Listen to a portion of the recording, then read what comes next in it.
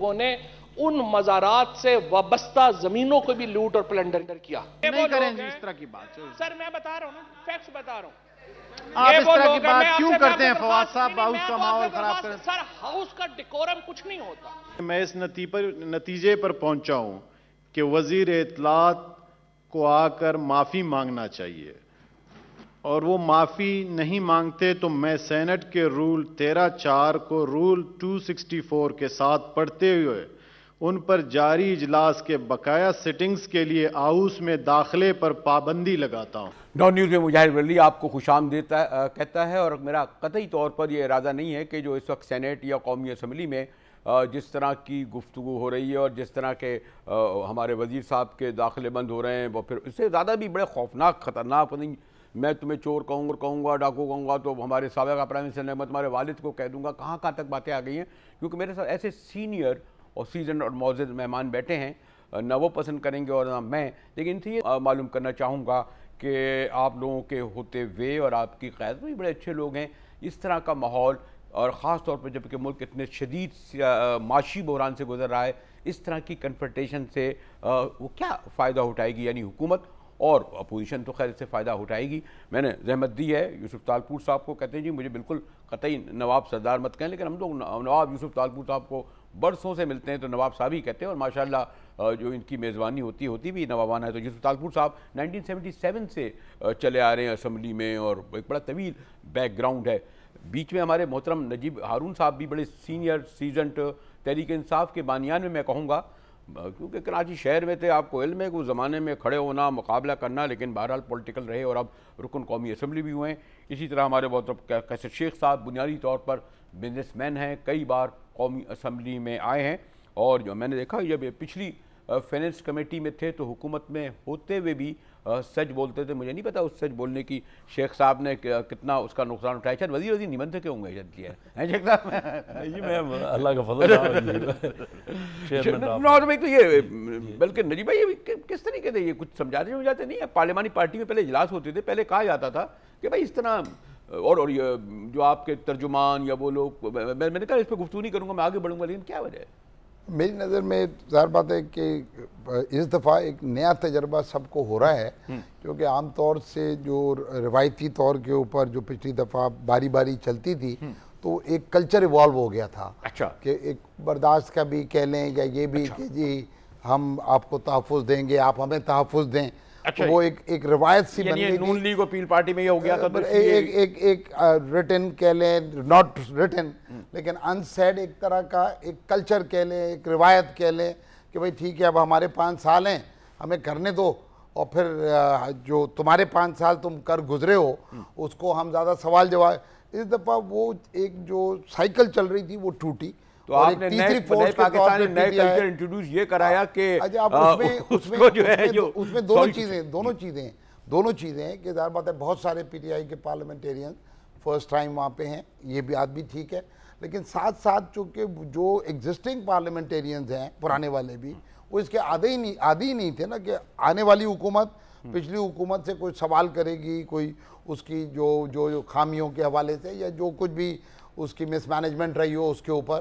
तो वो जब हो रहा है तो उसकी वजह से एक पैनिक बटन हर वक्त दब जाता है। तो नहीं होता, ये रिवायत तो नहीं है ना कि चोर को चोर नहीं कहें, डाकू को डाकू, अच्छी तरह कह सकते हैं कि हाँ भाई आपने करप्शन की। अब मैं समझता हूँ अल्फाज का चुनाव बेहतर होना चाहिए, आपने गैर अल्फाज का चुनाव। लेकिन एक बात मुझे साहब ज़रा सा गौर फरमाएं कि जो भी ये 30 साल या 70 साल या पिछले 10 साल ये दोनों पार्टियों के, मुल्क कहाँ पहुँच गया, और हम आप जनाब एक दूसरे को एहतराम करते जाएं, लेकिन ये तो देखें कि मुल्क किस गिरावट का शिकार हो गया और आम आदमी कहाँ पहुँच गया कि बच्चे कचरा चुन रहे हैं, तालीम नहीं है, सेहत नहीं है। तो इसको कहीं ना कहीं जाके रोकना है। अच्छा, और मैं इस पे आ जाता हूँ कि इन्होंने आपको क्या दिया। आप यकीनन ये कहते हैं कि जी जब पीपल्स पार्टी की गवर्नमेंट गई तो यहाँ पर शायद 16 खरब कर्जे छोड़ गई, और जब ये कहते हैं जी नून लीग की गवर्नमेंट गई तो शायद कुछ 30 अरब खरब हो गए, वो तो उसमें बाद में आ जाऊँगा।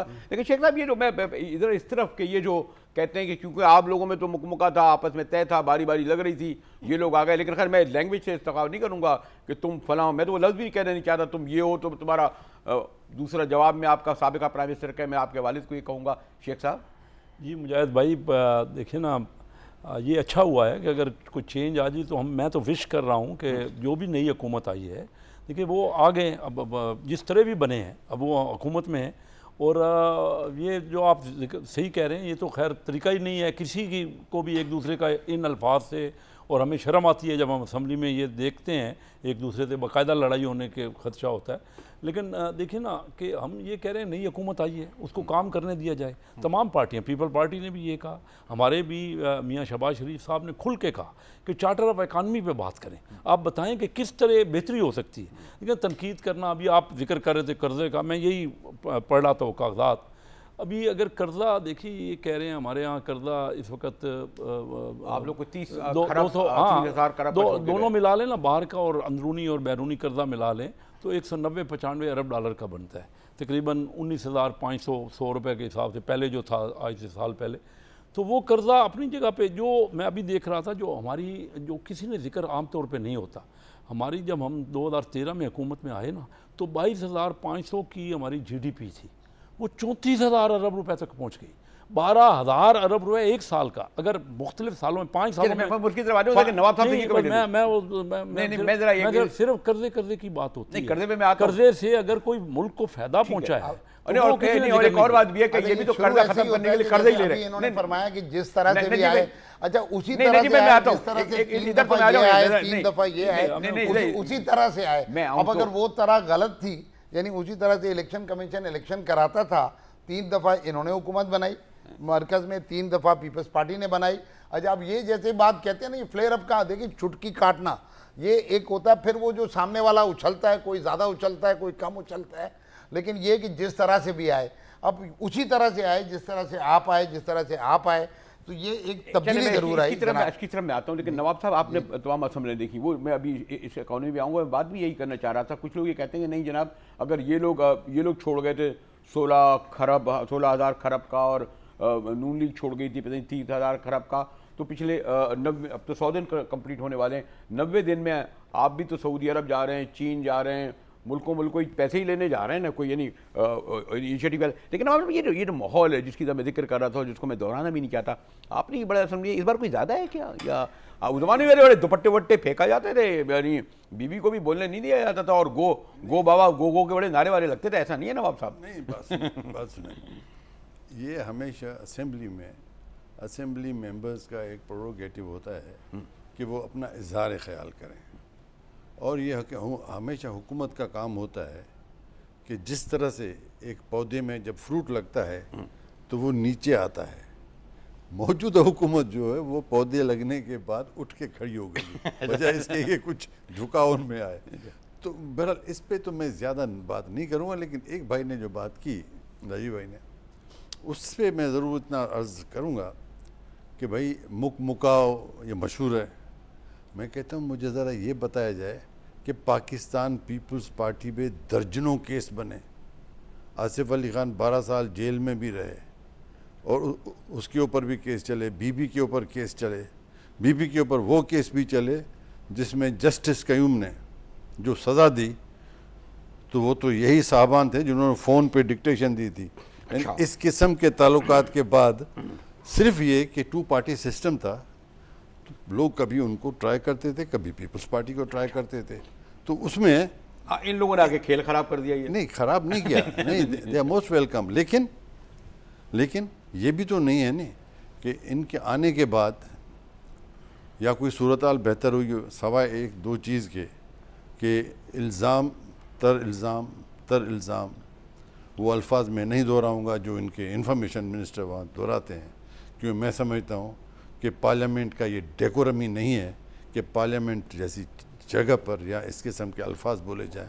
और जो मैं भी नहीं चाहता कि जब ये प्रोग्राम इस वक्त जा रहा है तो वो अल्फाज को मैं फिर दोहराऊं, इसलिए उन इशूज़ पर आ जाता हूं। और जैसे मैंने कहा कि वैसे तो 100 दिन पे बात कर रही थी, लेकिन एक आज फिर हेडलाइन बन गई है, खान साहब ने पता नहीं क्या लिया है कि यू टर्न लेने, मैं तो पहले समझा सुर्खी में गलती है। ब्रेक के बाद इस पर भी गुफ्तगू करेंगे, और फिर ये कि बहरहाल पूछेंगे ना कि अभी 100 दिन आने जाने वाले हैं, गिनती शुरू हो गई, इसके लिए क्या तैयारियां की जा रही हैं। जब 29 नवंबर को गालिबन 100 दिन होंगे तो प्राइम मिनिस्टर क्या लेके आएंगे जो उन्होंने कुछ किया। हमारे साथ रहिएगा, मैंने कहा बड़े सीनियर लोग बैठे हैं और शेख साहब और नजीब हारून साहब और हमारे यूसुफ तालपुर साहब आपस में ही बात करते रहे तो मेरी कोई ख़ास ज़रूरत नहीं है, लेकिन बाहर हम मिलते हैं ब्रेक के बाद, हमारे साथ रहिएगा।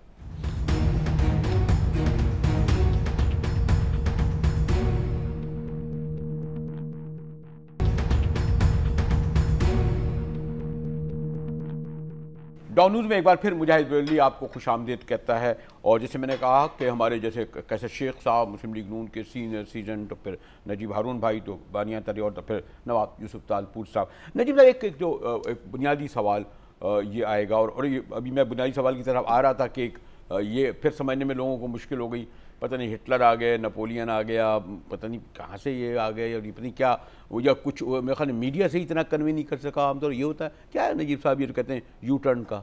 मेरे ख्याल में जो खान साहब ने बात कही थी वो उतनी ही थी कि जो भी फैसले किए जाते हैं वो एक गिवन सेट ऑफ इंफॉर्मेशन और बेस्ट जजमेंट के बेसिस पे, और जब कोई नई इंफॉर्मेशन आती है या आप इस तरह से हालात तब्दील होते हैं तो आप उस फैसले को एडजस्ट करते हैं। ये बिल्कुल ऐसे ही है कि आप जब स्टीयर कर रहे होते हैं, क्योंकि ये नहीं कहते कि आपने एक रूट बनाया और आंखें बंद करके उधर घुसते चले जाएंगे, आप डिटूर्स लेते हैं, चीज़ें मंजिल पे आपकी नज़र होती है, डायरेक्शन वही आपका रहता है। लेकिन तो ये बात उन्होंने अपने अंदाज में कही, बाकी फिर मीडिया का तो कुछ ना कुछ मज़ा लगा रहता है। लेकिन अभी नवाब साहब ने जो एक बात कही थी कि माजी के अंदर जी केसेस बनाते थे एक दूसरे पे, चीज़ें होती थी, लेकिन जो तारीख है वो बड़ी ख़राब है, प्रोसिक्यूशन कमज़ोर, जो शुरू हो जाएगी तारीख अभी से, अभी इक़्तिदार में आ गए। मैं तो ये कह रहा हूँ क्योंकि आज ज़ाहिर बात है कि ताकतवर मीडिया की शक्ल मौजूद है, और दूसरी तरफ सुप्रीम कोर्ट भी, यार सुपीरियर कोर्ट्स कम से कम बहुत अलर्ट हैं। और उसके साथ साथ तीसरी चीज़ ये जो नैब्स और FIA अगर इन वाकई में ये आज़ाद हों और आज़ाद फंक्शन हो तो फिर वो वाली कार्रवाई नहीं हो कि पता चला कभी विटनेस को मरवा दिया, कभी ख़रीद लिया, कभी प्रोसिक्यूशन को ख़रीद लिया, आखिरी के अंदर वो हर चीज़ तहस नहस करते हुए। क्योंकि हमारे यहाँ एक चीज़ रही है कि पहले माल बनाओ, माल की ताकत जब आपके हाथ में आ गई तो सरकारी वकील जो प्रोसिक्यूशन होता है वो बेचारा कमज़ोर होता है, सस्ता सा होता है, या उसे ख़रीद लो या उसे दबा दो, यानी एक लिहाज से उसको रौब में ले लो, या वो बेचारे को बाल बच्चेदार होता है। तो तारीख हमारी बड़ी ख़राब है सियासी जराइम की और सियासी लूट मार की और सियासी पैसे के बेदरेक इस्तेमाल की बेरहमी के साथ, कि बिल्कुल जो हुकूमतों का रवैया रहा है माजी के अंदर कि हलवाई की दुकान पे बैठ के नाना जान की फातिहा चल रही है। और नजीब भाई अभी दरअसल वजह यह है कि आप लोग अभी हुकूमत में नहीं आए, अभी आपके वजीरों को, मुशीरों को, वफाकी वज़ीरों को, हुकूमतों को चलने दें, अभी जरा प्रेशर वगैरह भी है, जरा ये जब हुकूमत में आएंगे हमारे ऑपोजिशन की जिम्मेदारी, हमारी ऑपोजिशन की जिम्मेदारी होगी कि हमें राह रास्त पे रखें, ये इनकी, और हमारी जिम्मेदारी थी कि हमने पीछे इनको जो भी चेक किया और जिसकी वजह से लोगों ने इनको रद्द किया और तरीके नजीब भाई आप इनसे कह रहे हैं राय रास्त पे चलें, अपनी राह पे ले जाएंगे, फिर आप वही कहेंगे बड़ी बदनसीबी होगी मुल्क की, क्योंकि जो पिछली दफा थी, जो पिछला डायरेक्शन था, उससे मुल्क को कोई फायदा नहीं हुआ और बीमार की हालत बिगड़ती गई। शेख साहब एक जो बुनियादी सवाल जो मैं चाहता हूँ वह ये है कि आप लोग अगर ये कहते हैं, और ख़ास तौर पर लोग ये कहते थे जो पीपल्स पार्टी के मुकाबले में जो ताजिर सनतकार प्राइम मिनिस्टर है ये ज़्यादा डिलीवर करेगा। मैं तो आदाद शुमार का आदमी नहीं हूँ, माशाल्लाह आपको बड़ा अबूर है, मसलन आप लोगों ने अगर पिछले इतने सालों में हुकूमत की, फिर मैं नवाब साहब की तरफ आऊँगा, मसलन ये जो हम सुनते रहते हैं तिजारती खसारा, तो पाकिस्तान में आपने क्या चीज़ बनाई? सियालकोट में कुछ फुटबॉल है जो आप बेच लेंगे, थोड़ा सा कुछ यूरिया बेच लेंगे, टेक्सटाइल ये है। चीन जैसे मुल्क से जिसमें हमारे इतने अजीम शान ताल्लुकात हैं, सूरत हाल ये है कि 10-11-12 अरब डॉलर का आप उनसे लेते हैं और शायद 1.5-2 अरब। तो ये क्या वजह है कि आप लोगों ने एग्रीकल्चर हुआ, इंडस्ट्री हुई, ये जो सब कुछ क्यों नहीं बना? हमारे पास कुछ बेचने को क्यों नहीं है? ये जो हम जो बोझ कर्जों का बढ़ रहा है शेख साहब। जी दुरुस्त देखें ना, बड़ा अच्छा आज डिस्कशन आप कर रहे हैं, यही होनी चाहिए। इसके हम आपस में लड़ने की बजाय हमें तो एक दूसरे का मशवरा देना चाहिए। अभी यही बहस हो रही है आजकल वहाँ असम्बली में कि इकानमी पे ये बताएं कि चार्टर ऑफ इकानमी करके एक दूसरे को ये मशवरे दें, जो आपने पर्टिनेंट क्वेश्चन किए ना कि किस तरह क्यों नहीं हुआ, अभी तक क्यों नहीं हुआ और आगे किस तरह हो सकता है। देखिए दुनिया बहुत आगे निकल गई। मैं अक्सर करता हूँ, जब मैं पहली बार चाइना गया तो ना उनके पहनने का कोई कपड़ा था बिल्कुल, और सिर्फ साइकिल थे। ये मैं खुद अपनी साइकिलें चलती थी, सिर्फ खुद अपने चशमदीद बातें कर रहा हूँ। और PIA के जहाज़ पे वो सफ़र करते थे। तो देखते देखते आज चाइना की जो उनका रिजर्व्स हैं, आज उनकी जो एक्सपोर्ट है, अभी हम तो 22-23 अरब पे सिर्फ एक्सपोर्ट पे खड़े हैं, आप दुरुस्त कह रहे हैं।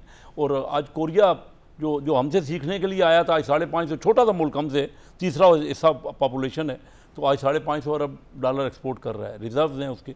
तो यही तजावीज़ हमें अंदर देना चाहिए। देखिए हमें कोई फ़ायदा ही नहीं है सिर्फ यही कहते रहें फलां को कि पीछे सब डाकू थे, हम सब डाकू थे, आने वाले सारे ठीक होंगे, यही होगा। लेकिन अब बेहतरी की देखिए ना, अब तो नई हुकूमत आई है, एक नया पाकिस्तान हम बना रहे हैं, और अभी हमारे हाथ में तो कुछ नहीं है, हम तो ज़्यादा से ज़्यादा आपको तजावीज़ ही दे सकते हैं ना। बात चीज़ें पीछे अच्छी हुई, बात चीज़ें नहीं हो सकी। कर्ज़े का अक्सर जिक्र, मैं जितना TV प्रोग्राम देखता हूँ ना, उनमें कर्ज़े का जिक्र है कि कर्ज़ा आपने कोई 60,000 हो गया, यानी अभी इस वक्त $200 बिलियन के करीब कर्ज़ा है, 190-95 एग्जैक्ट। तो वो कर्ज़ा जो है 140 बिलियन से बड़ा 5,000, 50,000, 60,000, यानी 5-6 हज़ार अरब रुपए कर्ज़ा बढ़ गया। लेकिन उससे जो कौमी आमदनी बढ़ी हमारी, वो आज मैं अभी देख रहा हूँ कि 22,000 अरब से 34,000 अरब हो गए। तो चीज़ें देखिए आज आपको फी बंदा मकरूज भी तो हो गया 40,000 रुपए। बिल्कुल, जो फी बंदे की जो आमदन बढ़ी वो नहीं आप देख रहे, बिल्कुल मकरूज हो गया। महंगाई नहीं, मैं कोई ये नहीं कह रहा कि वो आइडियल थे, मैं तो ये कह रहा हूँ उसको, और दुनिया ने बहुत तरक्की की, मैं तो पहले आपसे ये जिक्र कर रहा हूँ। लेकिन अब हम सिर्फ इस पे आपस में झगड़ते रहे हैं कि पिछली तमाम हुकूमतों को हमने। अच्छा, मैं आप फिर इनसे आप ये पूछ लूँगा ना कि आप खान साहब को एज ए मतलब अभी भी मशवरा दे सकते हैं, लेकिन नवाब साहब कहा यह जाता है, क्योंकि एक सिंध का बैकग्राउंड भी है, कह रही है अपने नवाब, सरदार, जिक्रानी, बिजरानी, तालपुर, चांडियो, भुट्टो, जरा प्लाट से हवेलियाँ हैं, पजेरो हैं, सब कुछ है, टैक्स ही नहीं देते, माशाल्लाह इधर उधर सबको होता है। और आप भी वही उन्होंने कर्ज लिया, आपने भी कर्ज लिया, तो ठीक है, वो फिर नेशनलाइजेशन तो आज तक हम लोग भुगत रहे हैं। तो ये तो सवाल ये है कि आप लोग भी तो कोई चीन मतलब 20 बार गए, हमारे आपके प्रेसिडेंट साहब, तो क्या लेके आए आप लोगों ने, यानी क्या एग्रीकल्चर क्यों नहीं हो पाती? तालपुर साहब चले। पहले मुझे जो गुफ्तगू हुई है उसकी बात करने दें, आप मेरे पे आके नया एक वो इशू रेज करते हैं, उसको जरूर मैं चाह रहा हूँ नई बात निकले तो चले, तो वो जरूर रेज करें। बात सुनो, बात निकली थी यू टर्न की। भाई ने कहा कि भाई हम सिराते मुस्तक़बिल उसके देखते हैं कोई गलत चीज़ हुई है तो उस गलत चीज़ पे मोज़रत के साथ अर्ज है कि यू टर्न नहीं होता, उसके बाद डाइवर्शन होती है कि मेरा एम ऑब्जेक्ट ये है, इस ऑब्जेक्ट को लेने के लिए मुझे वापस नहीं जाना, यू टर्न मना वापस जाना है। ओके, हमें डाइवर्ट करके अबाउट टर्न भी हो जाता है। अबाउट टर्न नहीं, यू टर्न की बात है जो खुद प्राइम मिनिस्टर साहब ने, उसके बाद जाके वो अपनी मंजिल पे पहुंचते हैं। एक बात है। दूसरी बात, जब भी बात निकलेगी पिछली हुकूमतों के ऊपर बमबाजी करेंगे, गोलाबारी करें जितना दिल चाह करें, लेकिन ये कुछ डिलीवर तो करें। क्या डिलीवर किया? क्या ये डिलीवर किया कि सऊदी अरेबिया गए और हम $6 बिलियन लेके आए पाकिस्तान के लिए वो किया, जिसमें से अभी तक तो $1 रुपया भी नहीं आया? क्या ये डिलीवर किया कि हम चाइना जाते हैं, चाइना जाकर कहते हैं कि पाकिस्तान में सब चोर हैं? ये डिलीवर किया? भाई चोर हैं तो यहाँ FIA है, नैब है, सुप्रीम कोर्ट है, सुप्रीम कोर्ट का चीफ जस्टिस किसी को नहीं बख्शता, वो है। लेकिन जब आप बाहर जाते हैं तो आप वहाँ पर अपने मुल्क के लिए कोई ऐसी बात करो।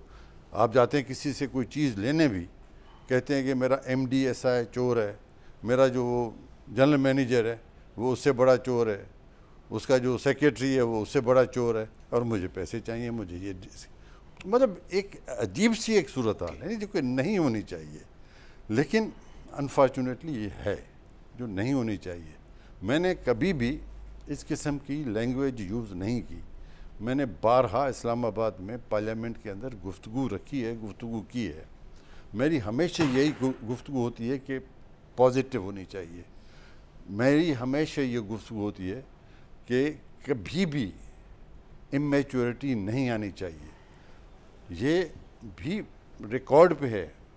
आसिफ अली ख़ान, उनका जब ज़रूरत पड़ी थी तो जमहूरियत की खातिर हमने PMLN का साथ दिया था 2014 में और 15 में, और आज अगर ज़रूरत पड़ेगी पीटीआई को तो उसका साथ भी हम देने के लिए पाकिस्तान की खातिर और जमहूरियत की खातिर तैयार हैं।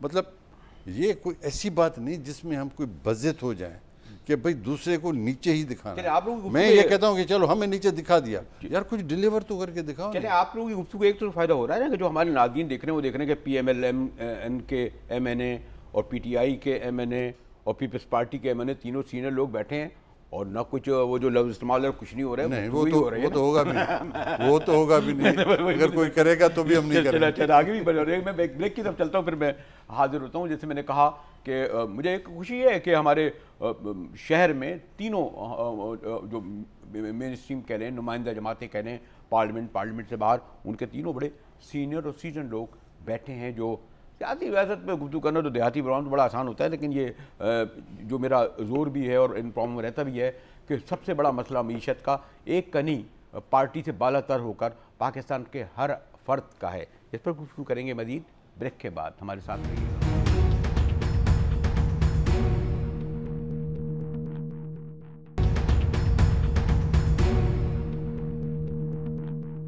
डाउन न्यूज़ में एक बार फिर मुजाहिद वली आपको खुशामदीद कहता है। जैसे मैंने कहा कि मोहतरम कैसर शेख साहब, हमारे नजीब हारून साहब, नवाब यूसुफ तालपुर साहब तशरीफ़ फरमा आए और नवाब साहब बिल्कुल ब्रेक से पहले बजा कह रहे थे कि और ये भी ठीक है कि नए हैं। मैं ख्याल है ज़रा इस वजह ये भी है हमारे चौधरी साहब ज़रा पार्लियामेंट में आके और फिर उधर के जिस इलाके के हैं उधर भी ज़रा लाउड, जब तक आदमी ना बोले तो फिर मज़ा नहीं आता, बात नहीं आती। नहीं जी, भाई एक बात और है ना, देखें ये जो मैंने जैसे कहा ना कि 100 दिन वैसे जाती है, हम लोग पता नहीं क्यों कहाँ से चल गई है। वेस्ट में तो अच्छा भी लगता है, हम लोग पता नहीं क्यों यहाँ तो कैबिनेट अभी तक बनती चली आ रही है, हुकूमत नहीं आ रही है, 100 दिन का एक बारह लग गया।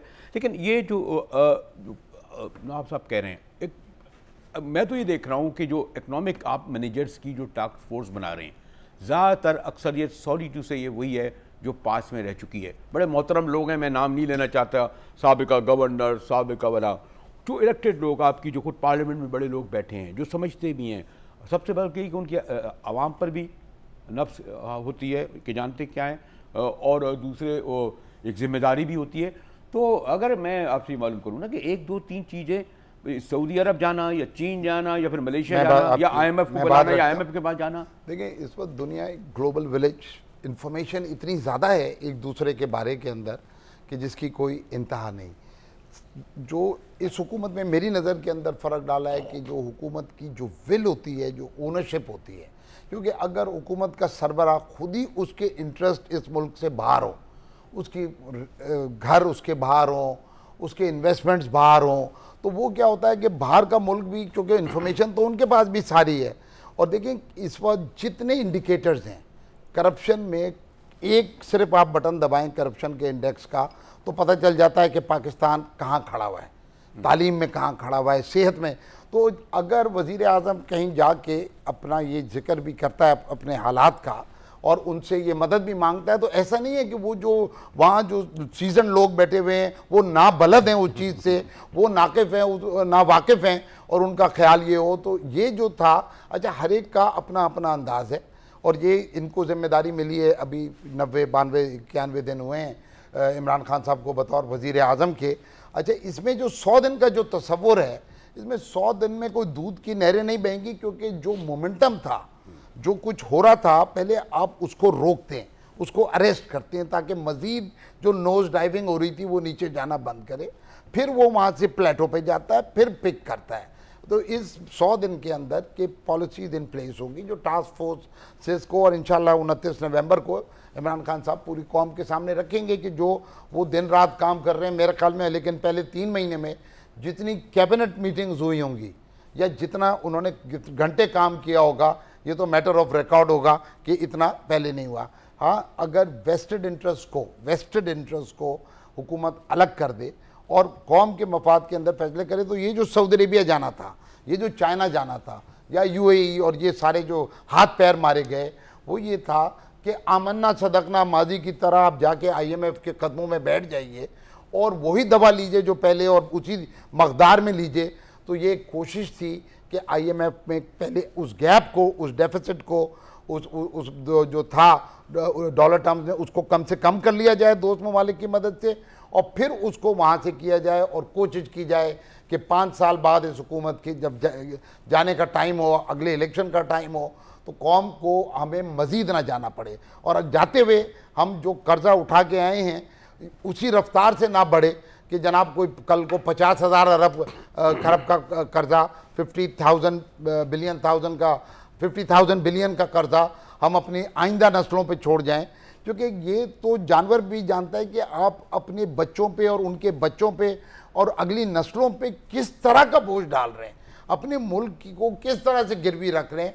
ये सब्सिडी दे देना और फौरी फ़ायदा उठा लेना, मैं समझता हूँ इमरान खान साहब ने ये ट्रेंड को तब्दील करेंगे और बाहर उठाएगी ये हुकूमत और कौम को भी लीडरशिप देगी कि हम कुछ तकलीफ उठा लें आज, ताकि हमारी आइंदा नस्लें के ऊपर वजन कम ट्रांसफर हो। मीशत के हवाले से मैं बात कर लूँ। चले आपसे, क्योंकि हमारे शेख साहब बैठे में अदाद-ए-शुमार के जमहूरी एतबार से जो आप कह रहे हैं ना कि आपके प्रेसिडेंट ने तो कहा यानी 100 दिन में क्या ब्लंडर, क्या गलतियाँ ये कर रहे हैं, और आप लोग भी कर चुके होंगे और वो भी कर चुके होंगे जिसको 12 लोगों ने उसका बदला लिया। आपके ख्याल में तहरीक इंसाफ की क़यादत, मतलब कैबिनेट भी माशाल्लाह 58 अरफात पे है, तो आपको लग रहा है कि यानी ये not for the sake of opposition, कोई तो बात अच्छी होगी ना, ऐसा भी तो नहीं है ना नवाब साहब? ऐसा मेरी गुजारिश ये है कि जब तक पार्लियामेंट फंक्शन नहीं करेगी आप आगे बढ़ नहीं कर रही है ना? नहीं कर रही। कैसे? इसलिए नहीं कर रही कि आपके पाकिस्तान के आइन में है कि जिस दिन प्राइम मिनिस्टर ऑफ पाकिस्तान हलफ उठाए उसके 30 दिन के अंदर आपको अपनी स्टैंडिंग कमेटीज़ बनानी है। पार्लियामेंट में जो चीज़ आएगी वो थ्रू स्टैंडिंग कमेटीज़ आएगी। नहीं बनी। नहीं बनी।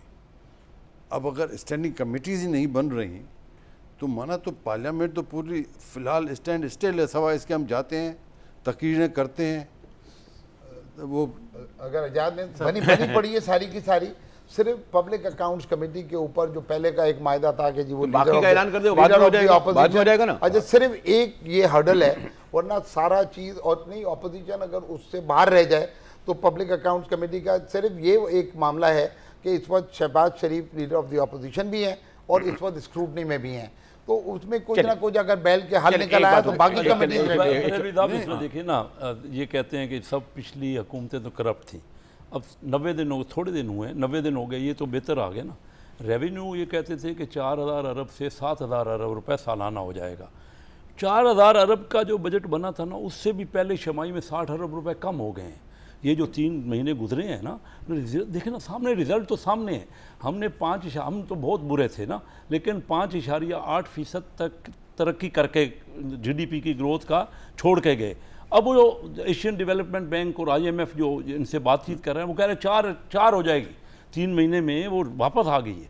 तो कोई किसी जगह, जैसे नवाब साहब ने कहा, किसी जगह तो कोई तरक्की होती ना। चलो कमेटियाँ इन्होंने नहीं बनाई और मैं इनके लिए विश करता हूँ, देखिए मैं इनके साथ हूँ कि, और हम सब ये मशवरा दे रहे हैं, मैं कहता हूँ पीपल पार्टी ने भी ये कहा और नजीब भाई भी कह रहे हो, मैं इनके साथ हूँ, अल्लाह करे इनको मौका मिलना चाहिए। अभी तो नहीं, अभी कुछ नहीं, आप दोनों देखिए नहीं, मुल्क तो सबका है ना जी, मुल्क हम तीनों पार्टियों का है और बाकी तमाम पार्टियों का भी तमाम का है। अरे आप क्यों यकीन कर रहे हैं ये दोनों जिस तरह कह रहे हैं? मुझे बता देना, मुझे सिर्फ ये, मैं तो आपको बिल्कुल टर्म्स में बता रहा हूँ ना, ऐसी बात इसलिए कह रहा हूँ शेख साहब अच्छे आदमी हैं।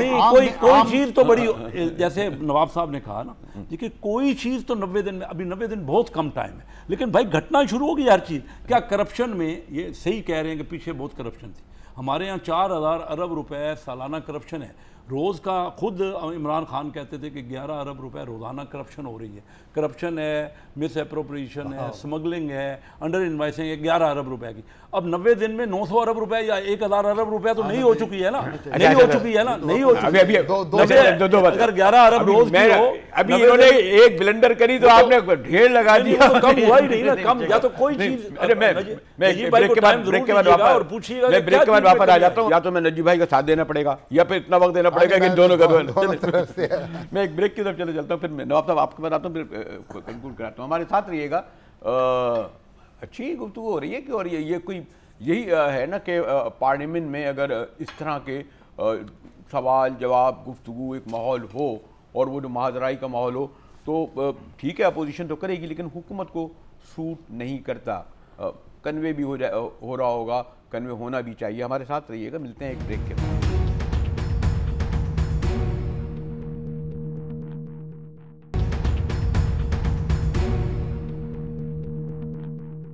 डॉन न्यूज़ में एक बार फिर मुजाहिद बरेलवी आपको खुशामदीद कहता है। और मैं ब्रेक से पहले कह रहा था कुछ मेरे ख्याल में चौथी कुर्सी तो गुंजाइश थी नहीं कि इनके किसी और इत्तेहादी को वो ले रहा था, लेकिन नजीब भाई बीच में बैठे हैं और शेख साहब ने कुछ बहुत सारे एक सवाल के जवाब दिया। एक क्विक आप एक क्विक एक कर दें थोड़ी ब्लेंडर के हवाले से, फिर आप दोनों के हवाले से एक थोड़ा सा कम है कि ये दोनों पार्टियों के जो आम मेंबर्स हैं या जो 90% मेंबर्स हैं उनका प्रॉब्लम अल्हम्दुलिल्लाह नहीं है।